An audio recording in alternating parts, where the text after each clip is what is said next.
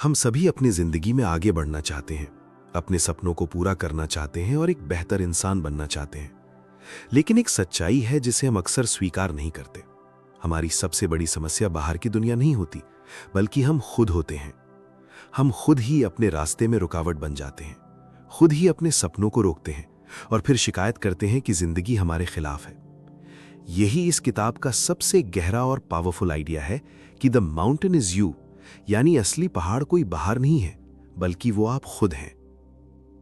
जब हम कहते हैं कि हम खुद अपनी सबसे बड़ी रुकावट हैं, तो इसका मतलब ये नहीं है कि हम कमजोर हैं या हम में क्षमता नहीं है। इसका मतलब ये है कि हमारे अंदर कुछ ऐसे पैटर्न्स हैं, कुछ ऐसी आदतें हैं और कुछ ऐसे डर हैं जो हमें आगे बढ़ने से रोकते हैं। और जब तक हम इन चीजों को पहचानते नहीं हैं, तब तक हम बार बार उसी जगह पर फंसे रहते हैं। आपने कभी नोटिस किया होगा कि कई बार हमें पता होता है कि हमें क्या करना चाहिए, फिर भी हम वो नहीं करते। हमें पता होता है कि हमें मेहनत करनी है, हमें डिसिप्लिन रहना है, हमें अपने गोल्स पर फोकस करना है, लेकिन फिर भी हम प्रोक्रेस्टिनेट करते हैं, डिस्ट्रैक्शन में खो जाते हैं या खुद को रोक लेते हैं।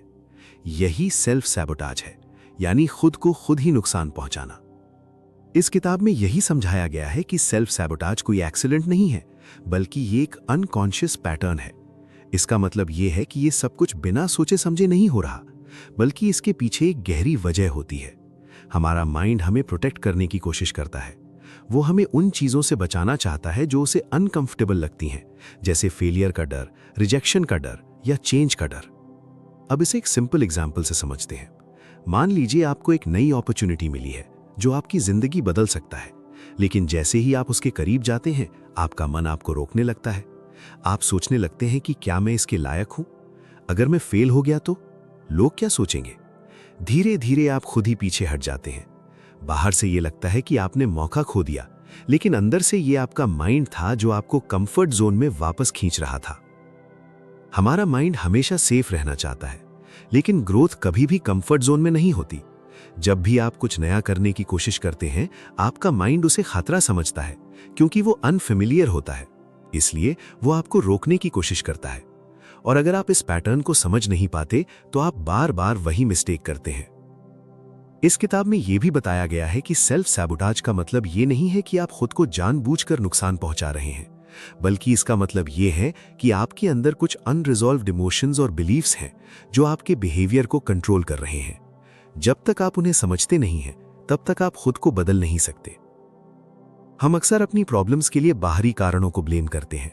हम कहते हैं कि मेरे पास रिसोर्सेज नहीं है, मेरे पास टाइम नहीं है, मेरी सिचुएशन सही नहीं है। लेकिन सच्चाई ये है कि कई बार असली रुकावट हमारे अंदर होती है, और जब तक हम ये रिस्पॉन्सिबिलिटी नहीं लेते, तब तक हम कभी आगे नहीं बढ़ सकते। ये किताब हमें ये सिखाती है कि हमें अपने अंदर झांकना होगा। हमें ये समझना होगा कि हम खुद को क्यों रोक रहे हैं। हमें ये पहचानना होगा कि कौन से पैटर्न्स बार बार हमारे रास्ते में आ रहे हैं, क्योंकि जब तक आप अपनी समस्या को पहचानेंगे नहीं, तब तक आप उसका समाधान भी नहीं कर पाएंगे। धीरे धीरे जब आप इस सच को स्वीकार करते हैं, तो आपके अंदर एक अवेयरनेस आती है। अब आप खुद को ब्लेम नहीं करते, बल्कि खुद को समझने की कोशिश करते हैं। आप ये देखने लगते हैं कि आपकी एक्शंस के पीछे कौन सी सोच काम कर रही है। यही अवेयरनेस चेंज की शुरुआत होती है। अब जब आपने ये समझ लिया कि सेल्फ सैबोटाज यानी खुद को रोकना हमारी सबसे बड़ी समस्या है, तो अगला सबसे महत्वपूर्ण सवाल ये है कि हम ऐसा करते क्यों हैं? क्योंकि जब तक आप वजह नहीं समझेंगे, तब तक आप बदलाव भी नहीं कर पाएंगे। इस किताब में बहुत गहराई से बताया गया है कि सेल्फ सैबोटाज के पीछे हमेशा एक इमोशनल रीजन होता है। कोई ना कोई डर या अधूरी भावना होती है जो हमारे बिहेवियर को कंट्रोल करती है। सबसे पहला और सबसे कॉमन कारण है फियर ऑफ फेलियर। हम बाहर से चाहे कितने भी कॉन्फिडेंट दिखें, लेकिन अंदर से हमें यह डर होता है कि अगर हम कोशिश करेंगे और फेल हो गए तो क्या होगा। ये डर हमें कोशिश करने से पहले ही रोक देता है। हम एक्शन लेने की बजाय ओवर थिंकिंग में फंस जाते हैं, ताकि हमें उस फेलियर का सामना न करना पड़े। लेकिन यहाँ एक गहरी बात है जो इस किताब में समझाई गई है। कई बार हमें फेलियर से ज्यादा सक्सेस का डर होता है। ये सुनने में अजीब लगता है, लेकिन सच्चाई यही है, क्योंकि सक्सेस का मतलब है चेंज, और चेंज का मतलब है नया एनवायरनमेंट, नई रिस्पॉन्सिबिलिटी और नई एक्सपेक्टेशंस। हमारा माइंड इन सबको थ्रेट मानता है, इसीलिए वो हमें वहीं रोक देता है जहां हम सेफ महसूस करते हैं। अब एक और इंपॉर्टेंट कारण आता है और वो है लो सेल्फ वर्थ। अगर आपके अंदर ये बिलीव है कि मैं डिजर्व नहीं करता या मैं इतना अच्छा नहीं हूं, तो आप खुद ही अपने रास्ते में रुकावट बन जाएंगे।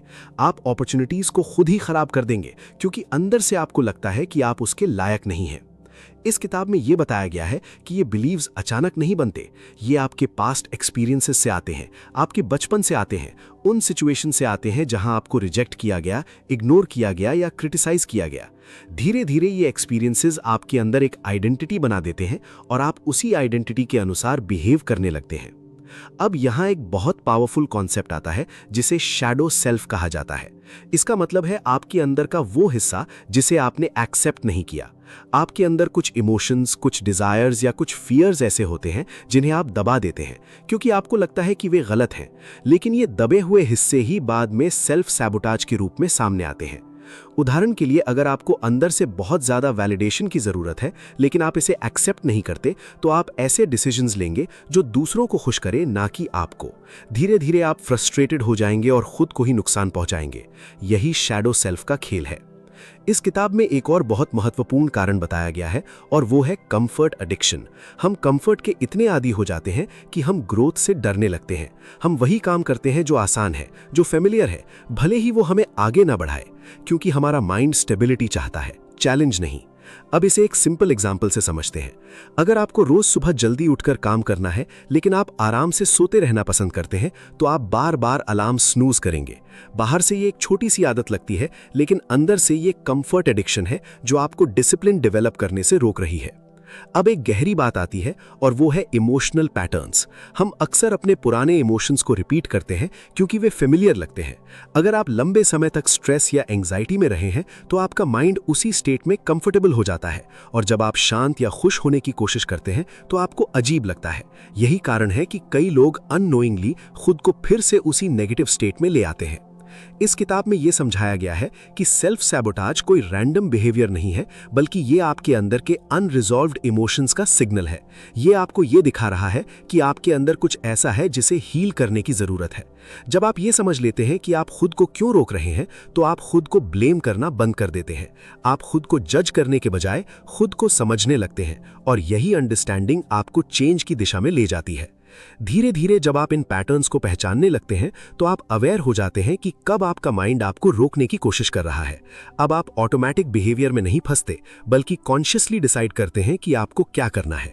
यही अवेयरनेस आपकी सबसे बड़ी स्ट्रेंथ बन जाती है। इस किताब में बहुत गहराई से बताया गया है कि अगर आप सच में खुद को बदलना चाहते हैं, तो आपको अपने बिहेवियर को नहीं, बल्कि अपनी आइडेंटिटी को बदलना होगा।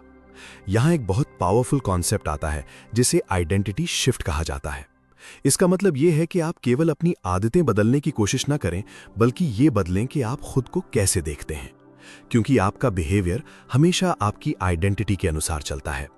अगर आप खुद को एक ऐसे व्यक्ति के रूप में देखते हैं जो टालता है, जो डरता है, तो आप वैसा ही बिहेव करेंगे।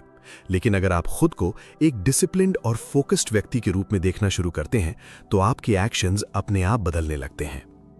अब इसे एक सिंपल एग्जाम्पल से समझते हैं। अगर कोई व्यक्ति ये कहता है कि मुझे एक्सरसाइज करनी चाहिए, तो ये एक एफर्ट है। लेकिन अगर वही व्यक्ति ये मान ले कि मैं एक हेल्दी और एक्टिव इंसान हूं, तो ये उसकी आइडेंटिटी बन जाती है। अब उसे खुद को पुश नहीं करना पड़ता, क्योंकि उसका बिहेवियर उसकी आइडेंटिटी से अलाइन हो जाता है। यही असली बदलाव है। इस किताब में यह भी बताया गया है कि आइडेंटिटी बदलने के लिए आपको अपने पुराने बिलीव्स को चैलेंज करना होगा। जो बिलीव्स आपको रोक रहे हैं, उन्हें ब्लाइंडली एक्सेप्ट करने के बजाय आपको उन्हें क्वेश्चन करना होगा। आपको खुद से पूछना होगा कि क्या ये सच है या ये केवल मेरी पुरानी सोच है। जब आप ऐसा करते हैं, तो धीरे धीरे आपके अंदर एक नई क्लैरिटी आती है। अब एक और गहरी बात आती है, और वो है इमोशनल हीलिंग। जब तक आप अपने अंदर के पुराने वुंड्स को हील नहीं करते, तब तक आप पूरी तरह आगे नहीं बढ़ सकते, क्योंकि वही अनरिजॉल्व्ड इमोशंस बार बार आपको पीछे खींचते हैं।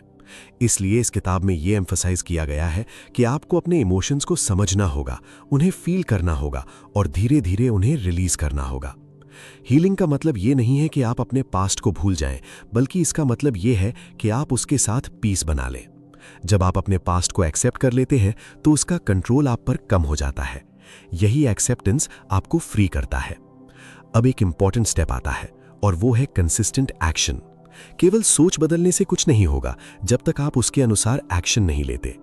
आपको छोटे छोटे स्टेप्स लेने होंगे जो आपकी नई आइडेंटिटी को सपोर्ट करें। ये स्टेप्स बड़े नहीं होने चाहिए, बल्कि छोटे और कंसिस्टेंट होने चाहिए। इस किताब में ये बताया गया है कि डिसिप्लिन मोटिवेशन से ज्यादा इंपॉर्टेंट है, क्योंकि मोटिवेशन टेम्पररी होता है, लेकिन डिसिप्लिन आपको लगातार आगे बढ़ाता है। जब आप रोज छोटे एक्शंस लेते हैं तो आपका माइंड धीरे धीरे ये मानने लगता है कि आप बदल रहे हैं। यही रेपिटेशन आपकी नई आइडेंटिटी को मजबूत बनाता है। अब एक गहरी बात आती है, और वो है डिस्कम्फर्ट को एक्सेप्ट करना। ग्रोथ कभी भी कंफर्टेबल नहीं होती। जब आप अपने पुराने पैटर्न्स को तोड़ते हैं तो आपको असहज महसूस होगा, लेकिन यही डिस्कम्फर्ट इस बात का संकेत है कि आप सही दिशा में जा रहे हैं। आपको इस डिस्कम्फर्ट से भागना नहीं है, बल्कि इसे अपनाना है, क्योंकि यही डिस्कम्फर्ट आपको अपने पुराने सेल्फ से बाहर निकालता है और एक नए लेवल पर ले जाता है। आप एक दिन में पूरी तरह नहीं बदल सकते, लेकिन आप हर दिन थोड़ा थोड़ा बदल सकते हैं। यही छोटे चेंजेस मिलकर एक बड़ा ट्रांसफॉर्मेशन बनाते हैं। अगर आप हर दिन केवल एक छोटा इंप्रूवमेंट करते हैं तो समय के साथ वो बहुत बड़ा फर्क पैदा करता है। लेकिन असली चुनौती तब आती है जब आप इस जर्नी पर आगे बढ़ते हैं और बीच में बार बार गिरते हैं, क्योंकि ये प्रोसेस सीधी रेखा में नहीं चलती। इसमें उतार चढ़ाव आते हैं, मोमेंट्स ऑफ क्लैरिटी भी आते हैं और मोमेंट्स ऑफ कंफ्यूजन भी। यही वो फेज है जहां अधिकतर लोग हार मान लेते हैं।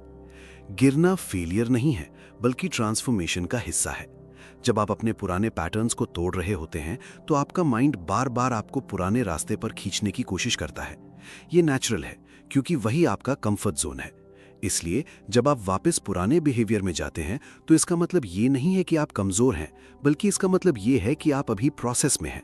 डिफरेंस ये नहीं है कि कौन गिरता है और कौन नहीं, बल्कि डिफरेंस ये है कि कौन गिरने के बाद वापस उठता है और कौन वहीं रुक जाता है। यही रेजिलियंस आपको आगे बढ़ाती है।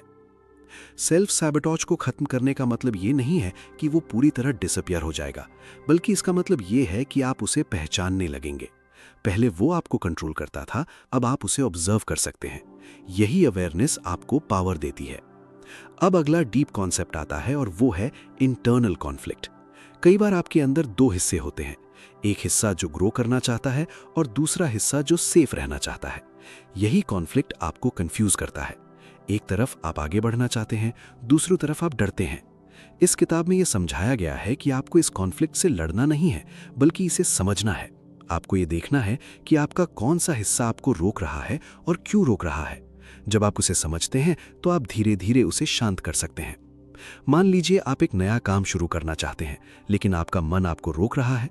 अगर आप उस डर को इग्नोर करेंगे तो वो और बढ़ेगा, लेकिन अगर आप खुद से पूछते हैं कि मैं क्यों डर रहा हूं, तो आपको असली कारण समझ में आएगा। शायद आपको रिजेक्शन का डर है या फेलियर का डर है। जब आप उसे पहचान लेते हैं तो आप उससे डील कर सकते हैं। अब एक बहुत पावरफुल बात आती है और वो है पेशेंस। ट्रांसफॉर्मेशन एक स्लो प्रोसेस है। हम अक्सर जल्दी रिजल्ट चाहते हैं, लेकिन रियल चेंज टाइम लेता है। अगर आप बीच में ही हार मान लेते हैं तो आप उस लेवल तक कभी नहीं पहुंच पाएंगे जहां आप जाना चाहते हैं। आपको अपने प्रोग्रेस को अप्रिशिएट करना होगा। हम अक्सर केवल ये देखते हैं कि हम कितनी दूर हैं, लेकिन ये नहीं देखते कि हम कितनी दूर आ चुके हैं। जब आप अपने छोटे इंप्रूवमेंट्स को रिकॉग्नाइज करते हैं तो आपको आगे बढ़ने की मोटिवेशन मिलती है। कई बार जब आप ग्रो करने लगते हैं तो आपका एनवायरनमेंट भी चेंज होता है। कुछ लोग आपकी ग्रोथ को समझ नहीं पाते, कुछ लोग आपको रोकने की कोशिश करते हैं। ये फेज भी चैलेंजिंग होता है, क्योंकि आपको डिसाइड करना होता है कि आप अपने पुराने एनवायरनमेंट में रहेंगे या अपनी ग्रोथ को चूज करेंगे। ग्रोथ हमेशा अकेली होती है। इसका मतलब ये नहीं है कि आप अकेले रहेंगे, बल्कि इसका मतलब ये है कि आपको अपने डिसीजंस खुद लेने होंगे। आपको अपने रास्ते पर चलना होगा, चाहे बाकी लोग समझे या नहीं। अब बात करते हैं सेल्फ ट्रस्ट की। जब आप बार बार अपने एक्शंस के थ्रू खुद को प्रूव करते हैं तो आपका सेल्फ ट्रस्ट बढ़ता है। अब आप खुद पर भरोसा करने लगते हैं कि आप जो डिसाइड करेंगे वो सही होगा। यही कॉन्फिडेंस आपको आगे बढ़ाता है। धीरे धीरे जब आप इन चैलेंजेस को पार करते हैं तो आप देखेंगे कि आप पहले से ज्यादा स्ट्रांग हो गए हैं। अब आप असफलताओं से नहीं डरते, अब आप उन्हें सीख के रूप में देखते हैं। यही माइंडसेट आपको सेल्फ मास्टरी की ओर ले जाता है। लेकिन अब सबसे इंपॉर्टेंट फेज आता है और वो है इस ट्रांसफॉर्मेशन को लॉन्ग टर्म में सस्टेन करना। क्योंकि बदलना एक बात है, लेकिन उस बदलाव को बनाए रखना असली मास्टरी है। अगर आप अपनी ग्रोथ को सस्टेन करना चाहते हैं तो आपको मोटिवेशन पर नहीं, सिस्टम पर डिपेंड करना होगा। मोटिवेशन टेम्पररी होती है, कभी आप इंस्पायर्ड महसूस करेंगे, कभी नहीं। लेकिन अगर आपके पास एक स्ट्रॉन्ग सिस्टम है तो आप बिना मोटिवेशन के भी सही डायरेक्शन में काम करते रहेंगे। अब यहाँ एक बहुत पावरफुल आइडिया आता है और वो है डेली हैबिट्स। आपकी जिंदगी किसी एक बड़े डिसीजन से नहीं बदलती, बल्कि छोटे छोटे डेली एक्शन से बदलती है। आप जो रोज करते हैं वही आपकी आइडेंटिटी बनाता है। अगर आप रोज थोड़ा सा भी प्रोग्रेस करते हैं तो टाइम के साथ वो बहुत बड़ा चेंज बन जाता है। अब इसे एक सिंपल एग्जाम्पल से समझते हैं। अगर आप रोज केवल 1% इंप्रूवमेंट करते हैं तो कुछ दिनों में आपको फर्क नहीं दिखेगा, लेकिन अगर आप इसे महीनों और सालों तक करते हैं तो आपका पूरा लाइफ ट्रांसफॉर्म हो सकता है। यही कंपाउंड इफेक्ट है जो इस किताब में इनडायरेक्टली समझाया गया है। इस किताब में यह भी बताया गया है कि आपको अपने हैबिट्स को इतना सिंपल बनाना होगा कि आप उन्हें अवॉइड ना कर सकें। अगर आपका गोल बहुत बड़ा है तो उसे छोटे स्टेप्स में तोड़ दीजिए, क्योंकि जब काम आसान लगता है तो आप उसे कंसिस्टेंटली कर पाते हैं। अब एक और डीप बात आती है और वो है फोकस। आज के टाइम में सबसे बड़ी प्रॉब्लम डिस्ट्रैक्शन है। हम एक काम शुरू करते हैं और तुरंत दूसरे में लग जाते हैं। हमारा माइंड कॉन्स्टेंटली शिफ्ट करता रहता है, जिससे हम डीप वर्क नहीं कर पाते। अगर आप सच में ग्रो करना चाहते हैं तो आपको अपने अटेंशन को कंट्रोल करना होगा। आपको ये डिसाइड करना होगा कि आप किस चीज पर फोकस करेंगे और किस चीज को इग्नोर करेंगे। यही क्लैरिटी आपकी प्रोडक्टिविटी को कई गुना बढ़ा देती है। जब आप बार बार अपने हैबिट्स को फॉलो करते हैं तो आप अपने ब्रेन में एक नया पैटर्न क्रिएट करते हैं। धीरे धीरे ये पैटर्न ऑटोमेटिक हो जाता है। अब आपको खुद को पुश नहीं करना पड़ता, क्योंकि आपका बिहेवियर नेचुरल बन जाता है। इस किताब में यह भी बताया गया है कि आपको अपने प्रोग्रेस को ट्रैक करना चाहिए। जब आप देखते हैं कि आप लगातार आगे बढ़ रहे हैं तो आपको मोटिवेशन मिलती है। ये छोटी छोटी विन्स आपको रिमाइंड करती हैं कि आप सही रास्ते पर हैं। अगर आप ग्रो करना चाहते हैं तो आपको समय समय पर रुककर यह देखना होगा कि आप कहाँ हैं, क्या कर रहे हैं और क्या सुधार सकते हैं। यही रिफ्लेक्शन आपको डायरेक्शन देता है। ग्रोथ का मतलब केवल आगे बढ़ना नहीं है, बल्कि खुद को समझना भी है। जब आप रिफ्लेक्ट करते हैं तो आप अपने पैटर्न्स को और क्लियरली देख पाते हैं। आप समझते हैं कि कौन सी चीज आपको आगे बढ़ा रही है और कौन सी चीज आपको रोक रही है।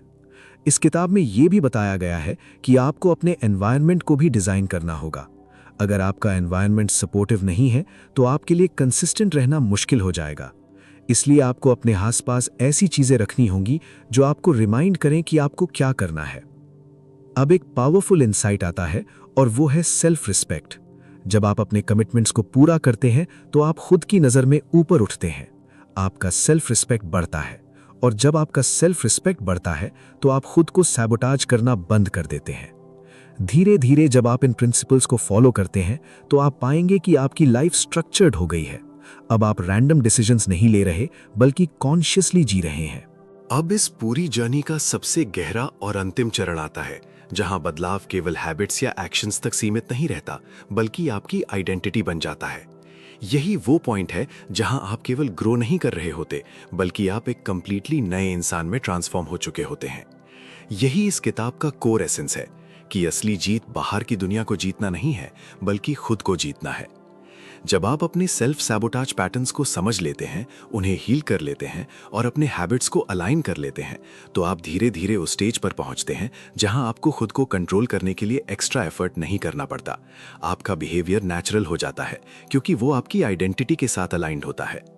पहले आप खुद को पुश करते थे, डिसिप्लिन बनाने की कोशिश करते थे, लेकिन अब आप वो इंसान बन चुके होते हैं जो नेचुरली डिसिप्लिन्ड है।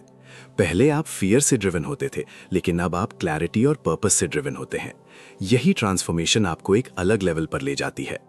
सेल्फ मास्टरी का मतलब ये है कि आप खुद को समझते हैं, अपने इमोशंस को हैंडल कर सकते हैं और अपने एक्शंस को कॉन्शियसली चूज कर सकते हैं। लाइफ में चैलेंजेस हमेशा रहेंगे, लेकिन अब आप उनसे डरते नहीं हैं, बल्कि उन्हें हैंडल करना जानते हैं। अब बात करते हैं इनर स्टेबिलिटी की। जब आप खुद को मास्टर कर लेते हैं तो आपकी स्टेबिलिटी बाहर की परिस्थितियों पर डिपेंड नहीं करती। चाहे कुछ भी हो, आप अंदर से शांत और क्लियर रहते हैं। यही इनर स्ट्रेंथ आपको हर सिचुएशन में स्ट्रांग बनाती है। अब इसे एक सिंपल एग्जाम्पल से समझते हैं। पहले अगर कोई प्रॉब्लम आती थी तो आप पैनिक करते थे, ओवरथिंक करते थे और कंफ्यूज हो जाते थे। लेकिन अब आप रुकते हैं, सिचुएशन को देखते हैं और शांति से डिसीजन लेते हैं। यही डिफरेंस है एक रिएक्टिव माइंड और एक कॉन्शियस माइंड में। जब आप खुद को ट्रांसफॉर्म करते हैं तो आपका इम्पैक्ट केवल आप तक सीमित नहीं रहता, आपका बिहेवियर, आपकी एनर्जी और आपका माइंडसेट दूसरों को भी इन्फ्लुएंस करता है। आप अननोइंगली एक एग्जाम्पल बन जाते हैं। यही रियल सक्सेस है, जहां आप केवल खुद नहीं बदलते बल्कि अपने आसपास की दुनिया को भी पॉजिटिवली इन्फ्लुएंस करते हैं। लाइफ में सबसे बड़ा फ्रीडम यह है कि आप अपने माइंड के गुलाम न रहें। जब आप अपने थॉट्स और इमोशंस को कंट्रोल करना सीख जाते हैं तो आप सच में फ्री हो जाते हैं। अब आप एक्सटर्नल वैलिडेशन पर डिपेंड नहीं करते, अब आपकी खुशी आपके अंदर से आती है। इस किताब का अंतिम संदेश बहुत सिंपल लेकिन लाइफ चेंजिंग है। आप अपनी जिंदगी के क्रिएटर हैं। आप जो सोचते हैं, जो बिलीव करते हैं और जो एक्शंस लेते हैं, वही आपकी रियलिटी बनती है। अगर आप खुद को बदलते हैं तो आपकी पूरी दुनिया बदल जाती है। अब ये पूरी तरह आपके हाथ में है। आप चाहें तो पुराने पैटर्न्स में फंसे रह सकते हैं जहां आप बार बार खुद को रोकते हैं, या आप एक नया रास्ता चुन सकते हैं जहां आप खुद को समझते हैं, खुद को ग्रो करते हैं और अपने हाईएस्ट पोटेंशियल तक पहुंचते हैं। धीरे धीरे जब आप इस पूरी जर्नी को अपनाते हैं तो आप पाएंगे कि आप अब केवल सर्वाइव नहीं कर रहे बल्कि आप कॉन्शियसली क्रिएट कर रहे हैं। आप अपनी जिंदगी को डिजाइन कर रहे हैं, अपने डिसीजंस को कॉन्शियसली ले रहे हैं और अपने फ्यूचर को खुद शेप कर रहे हैं। यही इस पूरी किताब का सार है। द माउंटेन इज यू का मतलब ये है कि आप ही अपना सोल्यूशन भी है। जिस दिन आप ये समझ लेते हैं उसी दिन आपकी जिंदगी सच में बदलने लगती है। अगर ये पूरी वीडियो आपको वैल्यू दे रही है तो इसे अपने तक सीमित मत रखिए, इसे दूसरों तक पहुंचाइए ताकि और लोग भी इस डीप अंडरस्टैंडिंग को अपनाकर अपने लाइफ को ट्रांसफॉर्म कर सकें। लाइक, कमेंट और सब्सक्राइब जरूर करें ताकि हम आपके लिए ऐसे ही पावरफुल और लाइफ चेंजिंग कंटेंट लाते रहें। सीखते रहिए, बढ़ते रहिए। धन्यवाद।